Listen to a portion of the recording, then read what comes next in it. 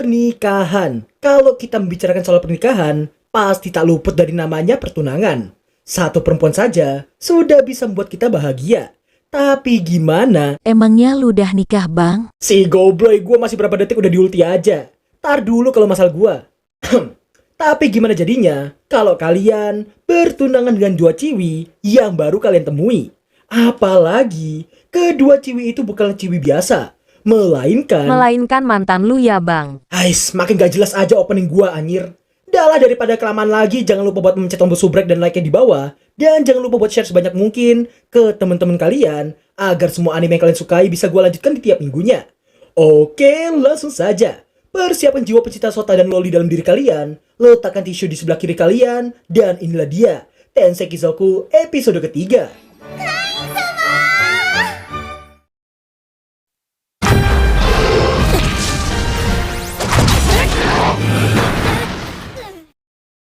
Scene dibuka dengan memperlihatkan kain yang habis mengalahkan seekor naga.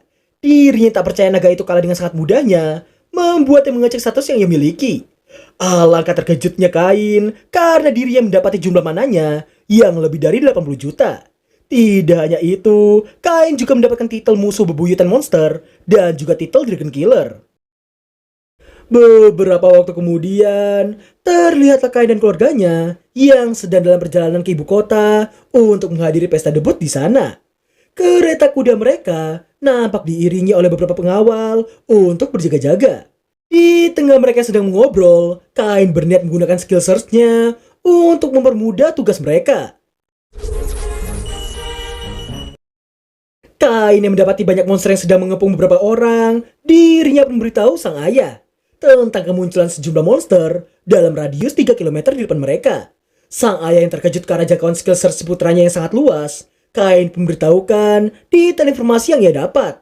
Merasa orang-orang itu sedang dalam bahaya, Kain meminta sang ayah untuk menyelamatkan mereka semua. Pagar pun meminta anak buahnya untuk pergi terlebih dahulu untuk mengurusi monster-monster di depan sana. Kain yang merasa para penjaga takkan sempat, hal itu membuatnya berniat mendahului mereka semua.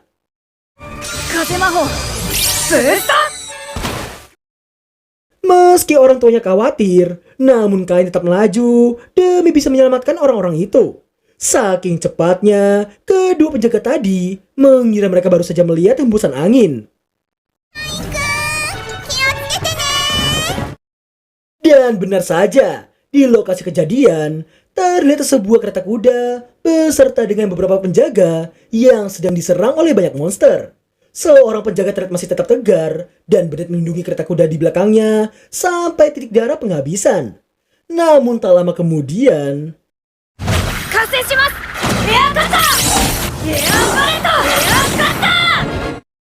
di saat Kain yang ingin melanjutkan serangan, dirinya khawatir sihirnya juga akan melukai para penjaga, memutuskan untuk menggunakan pedangnya.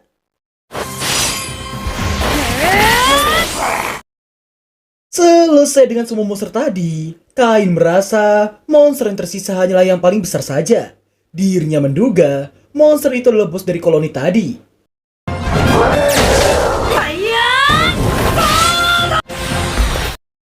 Meski telah diselamatkan, penjaga tadi tetap mewaspadai Kain untuk tidak mendekati kereta kuda di belakangnya. Kain yang tahu itulah tugas penjaga, nampak memperkenalkan dirinya terlebih dahulu. Galm von Silford Glacierの三男、Kain von Silford と申します。 Penjaga tadi pun terkejut dan seolah masih tak percaya bahwa Kain adalah putra daerah perbatasan. Namun tak lama berselang, para penjaga yang tadi dikirimkan oleh sang ayah nampak baru datang ke sana. Mereka pun terkejut karena mendapati tuan muda mereka yang ada di sana terlebih dahulu. Dan lagi, mereka dibuat tersentak karena mendapati semua monster yang ada telah dikalahkan semuanya.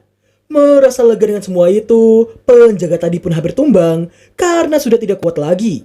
Kain yang melihatnya pun berniat menggunakan heal-nya untuk mereka semua.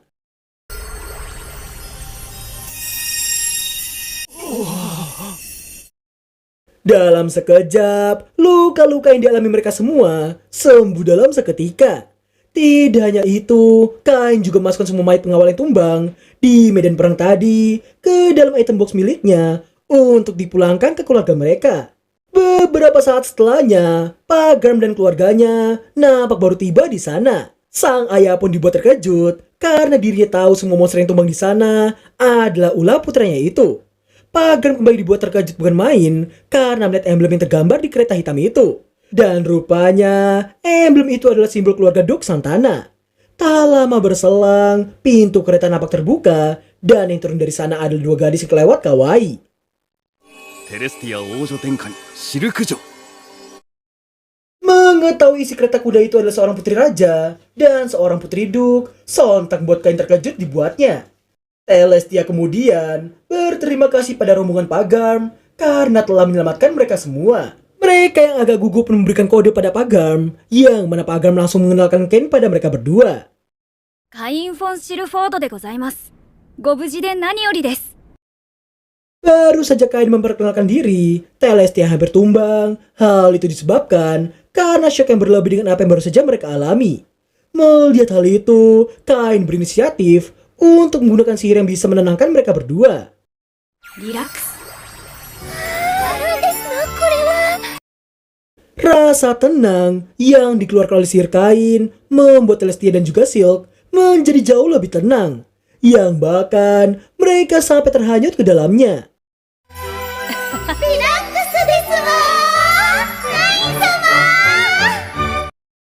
Tak ingin melewatkan kesempatan, Celestia memanfaatkan keadaan untuk mendekati Kain. Melihat bestinya yang ambil langkah cepat, hal itu tentu saja membuat Silk melakukan hal serupa. Dan dalam sekejap, Kain sudah menjadi bahan perebutan dua betina yang sangat ganas ini.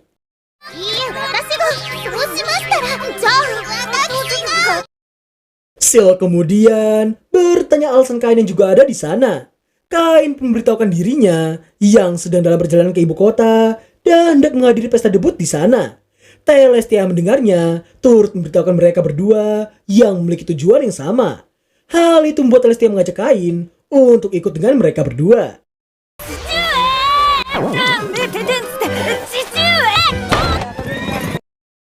Mereka pun pergi meninggalkan Pak Garm yang masih bengong sendirian karena putranya yang baru saja digondol oleh dua betina bocil yang kelewat ganas tadi.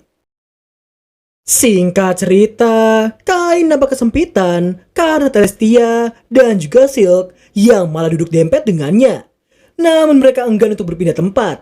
Celestia kemudian ingin Kain memanggil dengan nama Teresu dan Silk yang ingin dipanggil dengan nama Shiruko. Dari sini gua bakal ngasih penjelasan. Teresu diambil dari pengejaan bahasa Jepang, di mana Teresu diambil dari kata teles, karena huruf mati di Jepang cukup sulit untuk disebut.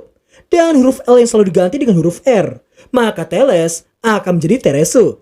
Hal itu juga berlaku untuk Silk yang menjadi Shiruko. Di tengah gula-gula yang bertebaran di antara mereka bertiga, penjaga yang sedari tadi memperhatikan terpaksa mengganggu mereka karena kota Remona yang mulai terlihat. Mereka pun diminta untuk bersiap untuk turun dari sana. Teresu dan Shiruko kemudian mengajak Kain untuk beristirahat bersama dengan mereka berdua.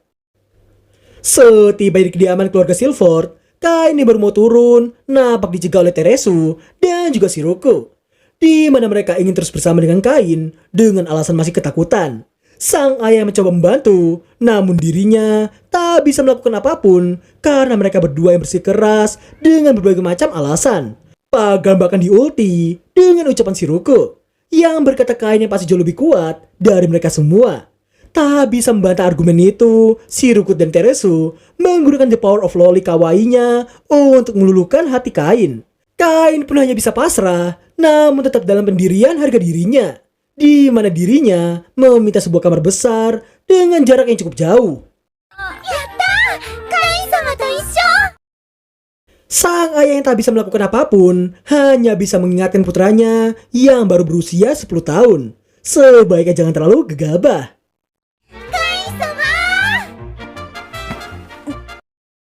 Singkat waktu sebelum tidur, Teresu dan Shiruko yang merasa jarak kasur mereka cukup jauh nampak menggesernya hingga mepet ke tempat tidur Kain. Melihatnya sontak saja membuat Kain terkejut dan merasa posisinya yang menjadi seperti huruf kawa yang berarti sungai.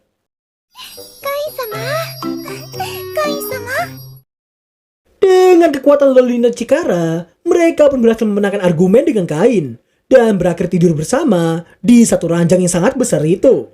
3人で寝ましょう。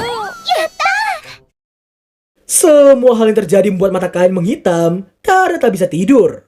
Setiba di istana kerajaan, mereka nampak disambut oleh Daim yang merupakan wakil kapten kesatria pengawal kerajaan. Diri nampak berterima kasih setelah mengetahui Kain adalah orang yang telah menyelamatkan Teresu dan juga Shiruko. Daim juga berterima kasih karena Kain yang telah mengantarkan semua rekannya yang telah tumbang. Setelah mengeluarkan semua jasad para pengawal, Kain memberitahukan para pengawal yang tumbang itu telah bertarung dengan sangat beraninya melawan 50 orc demi melindungi Teresu dan juga Shiruko. そのことを伝える仲間たちに、そして帰りを待つ家族たちに。 Sebelum pergi, Dai menghentikannya dan memintanya untuk bertemu dengan sang raja. Meski terkejut, Kain tetap harus melakukannya.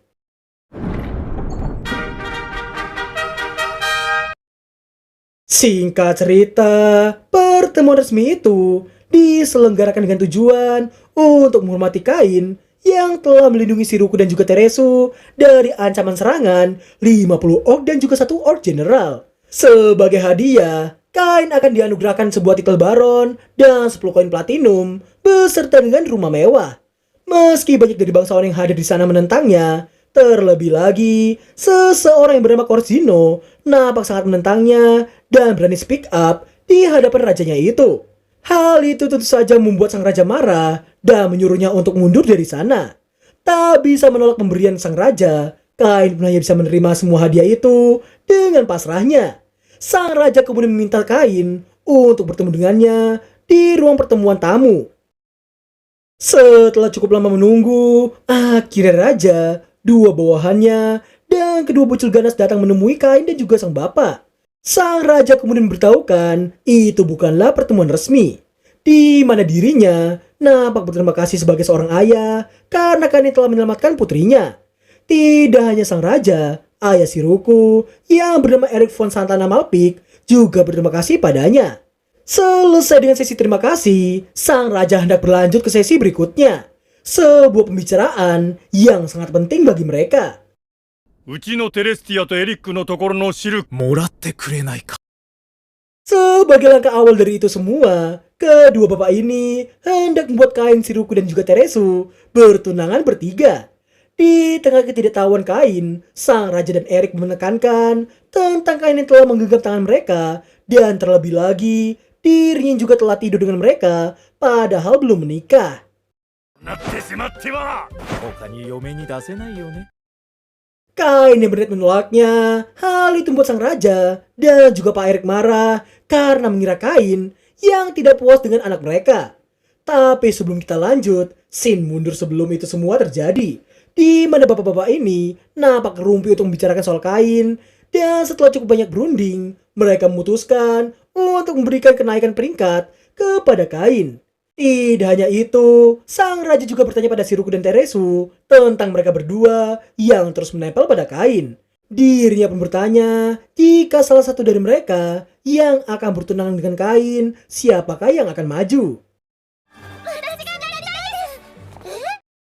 Melihat Shiruko dan Teresu yang sama-sama ingin menikahi Kain, hal itu membuat sang raja memutuskan untuk membuat Kain untuk tinggal di negerinya. カインとやらをこの国にとどまらず Dan begitulah bagaimana semua itu terjadi. Melihat seorang raja dan seorang duke yang bersikeras seperti itu, Kain yang mencoba minta bantuan pada sang bapak, malah mendapati sang bapak yang membuang mukanya. Kain yang mendapati semua perlakuan itu, hal itu tentu saja membuatnya sangat pasrah dan menerima Shiruko dan Teresu menjadi tunangannya. 3人で体を寄せ合った日々が忘れられません。 Mendengar ucapan itu, membuat sang raja dan Pak Eric semakin terkejut dibuatnya. Hal itu sontak saja membuat mereka berdua meminta klarifikasi Kain lebih lanjut lagi. Kain yang berkata maksud dari ucapan mereka adalah posisi kasur, namun hal itu malah memperumit kesalahpahaman. カイン君少しはわきまえなさい Dan berakhir alur Anime Tensei Kizoku episode ketiga. Saatnya gua review jujur. Ngaku aja lu pada, siapa yang tadi baru nonton sampai menit Kain bobok bareng Shiruko dan Teresu, tapi udah buka VPN dan buka situs tertentu buat nyari sebuah saus. Kalau nggak ada, berarti cuma gua aja. Bercanda ya guys, gua nggak mungkin banget nyiapin tisu di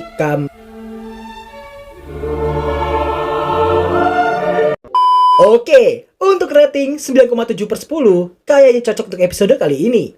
Karena fokus story-nya yang buat gua iri banget. Makanya nikah bang. Minimal punya pacar. Lama-lama gua matiin juga nih suara AI. Bukannya disupport, gua malah selalu diulti di tiap waktunya. Makasih buat yang telah melihat hingga akhir video, dan sampai jumpa di episode keempat minggu depan. Bye-bye.